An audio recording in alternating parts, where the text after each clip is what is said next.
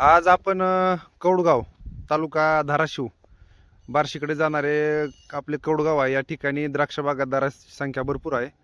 या ठिकाणी द्राक्ष बागा तोडायला चालू आहेत. इथं कामगार काम करत आहेत. बघताय आपण बघा, या शेतकऱ्यांच्या आपण भेटीला आलो. त्याचं कारण विचारू. ना का बाग तोडताय तुम्ही?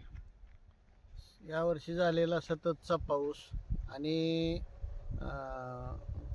वापसा कंडिशन नसल्यामुळं आणि सूर्यप्रकाश न मिळाल्यामुळं काडीमध्ये घड निर्मिती झाली नाही आणि त्यामुळं माल लागलेला नाही. त्यामुळं बागाचं तोडण्याशिवाय पर्याय नाही. आणि ही सदरील बाग किती वर्षाची आहे आणि येणाऱ्या काळात बाग ही किती दिवस टिकली असती? 4-5 वर्षाची बाग आहे. आणखी 10 वर्षे 12 वर्षे त्याने माल दिला असता. म्हणजे या 10 वर्षाचं किती तुमचं उत्पन्न वाढलं असतं आणखीन? 10 वर्षाचा साधारण 15 टन माल गृहीत धरून 5 लाखाचा निव्वळ नफा जर धरला तर 10 वर्षामध्ये 50 लाखाचं भविष्यातलं नुकसान झालं. बघू शकता आपण सदरील शेतकऱ्यांना येणाऱ्या 10 वर्षामध्ये उत्पन्न ग्राह्य धरलं होतं 50 लाखांचं. तर ही बाग आज तोडायला चालू आहे.